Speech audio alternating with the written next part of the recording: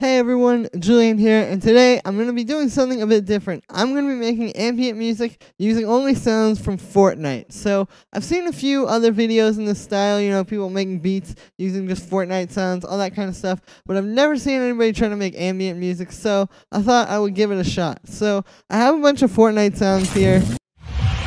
Just different sounds from the game, like different sound effects and stuff.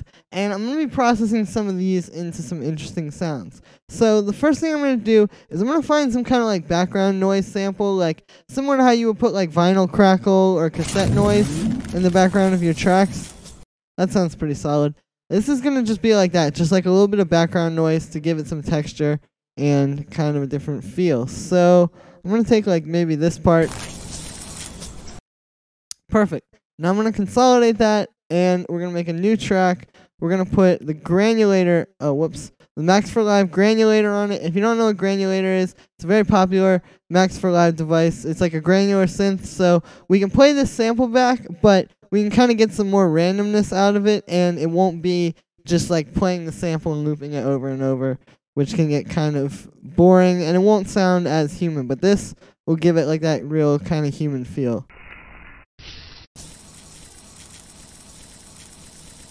Turn that spray up a little bit. Perfect. So I'll make a little 4-bar loop of that. And the next thing I'm going to do is I'm going to go through here and find a sound to make a pad out of. I'm going to make like our main kind of like pad chords now. So let's find something.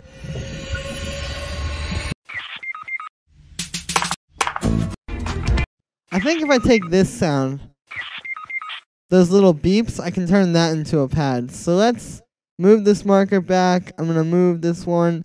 And I'm going to use this loop function to loop a very short piece of it and do it in a way that's like smooth, and it'll sound pretty solid as a pad. So I'm going to turn these fades up here. And what that's going to do is now it's just going to sort of smoothly play back, as opposed to if I don't have the fade, it keeps restarting and it gets kind of clicky. This way it's a little bit smoother. So I'm going to actually also do a little bit of processing on this, and then I'll come back to you.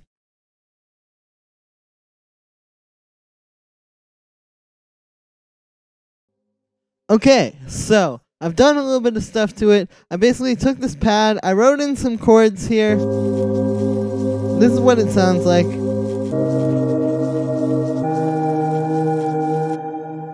So it's a pretty simple little pad. These chords are just like some basic major and minor chords that just kind of build on each other. I was going for like that kind of bigger, more like epic ambient sound. So I did that. We have the calm sound like I used, like you heard before.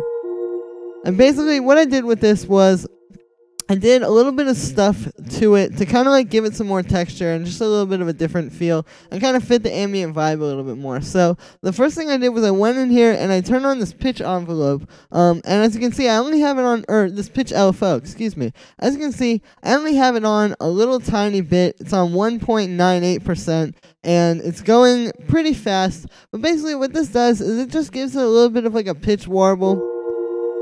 Kind of like similar to the sort of like lo-fi tape effect a lot of you may know about. It's just a nice way to give it some kind of like extra depth when you have these like long held out chords. So the other thing I did inside of the simpler was I set the amplitude envelope like this, so it sort of has a little bit of attack, not too much, but it goes more smoothly into the note as opposed to just like clicking right at the start there. And then I turned the sustain down all the way up and the decay up all the way, and gave it a little bit of release. So I was just trying to bring it to life a little bit more inside of the simpler here. So the next thing I have on here is actually a utility, which I'm really just using for some basic things. First of all, I used it to convert it to mono using just the right ear, because this thing was a little bit out of phase before I had this on here. I'll see if you can hear it still. Yes, you can hear it's kind of out of phase, so to fix that, I just have this utility on here. And then what I also did was I turned up the gain a little bit using the output thing, because it just was kind of a quiet sound and it was easier to work with that way.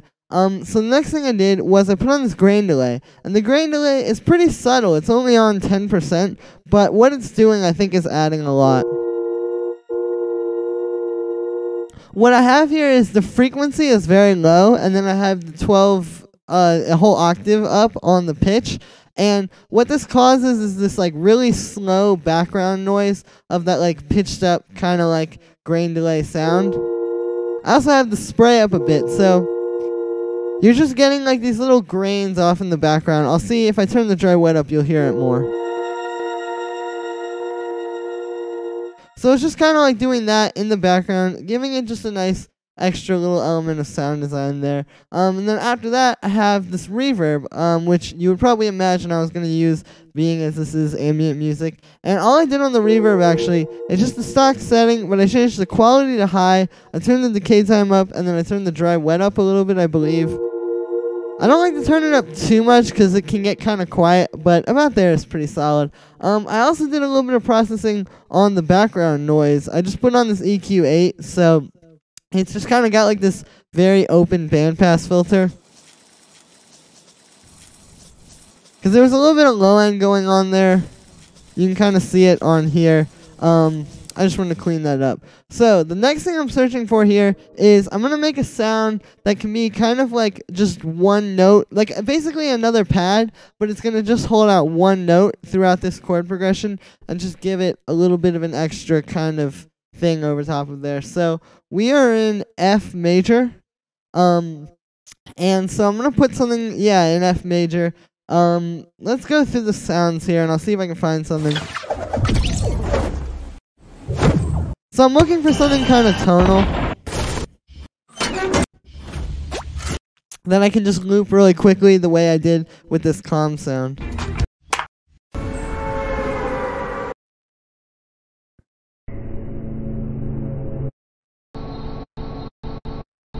Okay, so I found a sound, and you will actually be pretty surprised as to what it is. So what I did was I got this battle bus drop sound.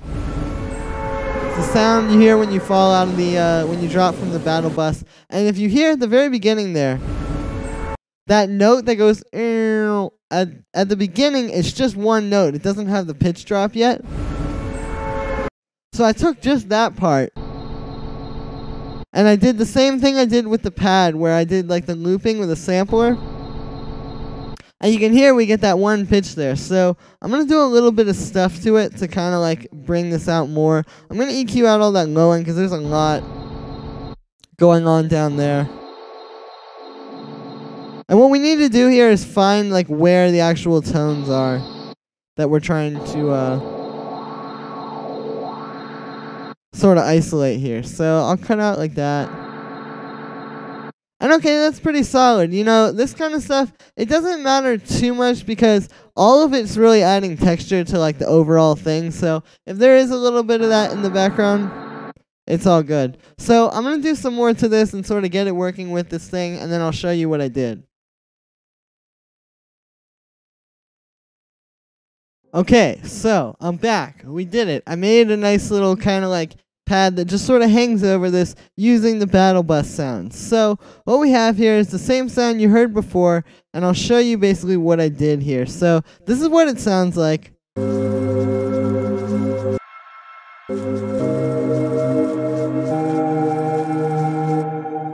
And essentially what I did was I took that little snippet that I had and I looped it super fast on this one note that felt like it was in tune with the other pad. It's a little hard with these kind of things because none of these are really ever going to be like perfectly tuned.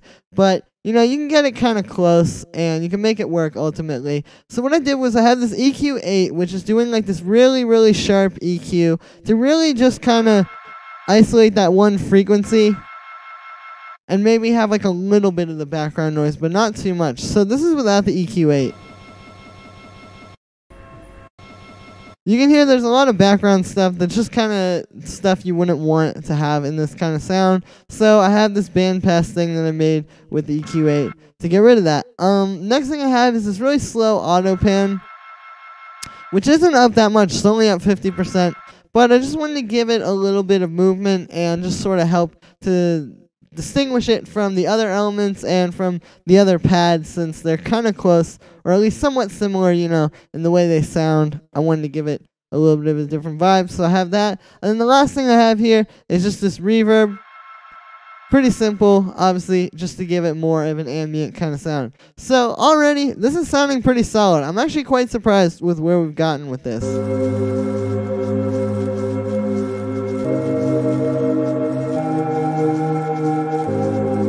I think this sounds really cool, but the last thing that we need is a bass sound. So what I'm going to do here is I'm going to go back into this little folder, and I'm just going to take a sound.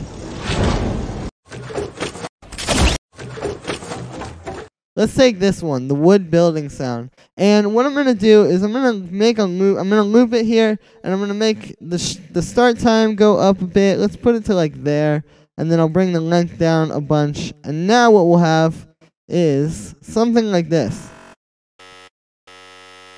So basically we have like this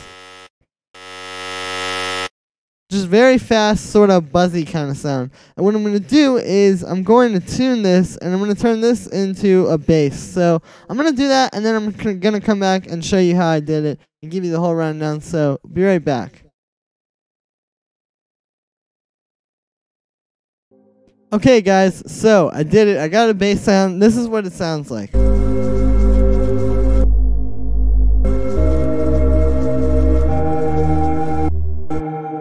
And so the way I made this, it sounds like this on its own. It was pretty simple. Basically, what I did was I took a piece of this building wood sample. So if you don't remember, this is what it sounded like. And I just looped a very short part of it. So I'll show you what I'm talking about. I just took this like really tiny part, which sounds like this on its own. So you just take like a very, very short part, and when you loop it super fast, it sounds almost like an oscillator because it's just playing so quickly that it creates a tone. So what I did was I tuned that, and then I put it through this utility, similar to what I did with the pad where I had to convert it to mono. I just did that here because it was a little bit out of phase. You can hear that was just kind of obnoxious. I also boosted up the gain a little bit, which, yeah, because when I had this auto filter on, it was just getting kind of quiet, so I wanted to boost it up before that. But what I did with the oscillator was basically I made this one. I used this kind of like a synth where you would have multiple oscillators. So I made an instrument rack here, and I duplicated it. And on the second one, it's the exact same sample, exact same everything, except I have the detune at minus 32 cents. So you can hear you get this kind of like detuning effect. So this right now sounds kind of obnoxious and nasty. But what this creates is like a respace kind of effect. If you don't know what a respace is, it is like a bass where you detune two saw waves, and it has the same kind of sound where it's got a lot of like movement and kind of chorusy sound to it. That sounds really good in the low end. So what I did was, after I had these two, I put them through this low pass filter, which cut out all the high end, similar to what you would do with a respace. And it just kind of helped bring it down to that range. After that, I just used an EQ8 to boost up the low end a bunch. I know this isn't the best kind of method to do this, but with stuff like this is kind of a good way to do it. Because, it just doesn't really matter. If it sounds good, it is good. But yeah, I think it's a pretty solid sounding bass. It definitely sits on this pretty nicely. I'm honestly very, very surprised with how this came out. This came out pretty cool. So this should inspire you to try some weird sound design things like this. But yeah, so that's gonna be it for today, guys. Make sure to let me know what you thought of this video in the comments, and make sure to like this video and subscribe. Maybe even share the video if you thought it was cool. Check out my sample packs, and I will see you guys again tomorrow with another video.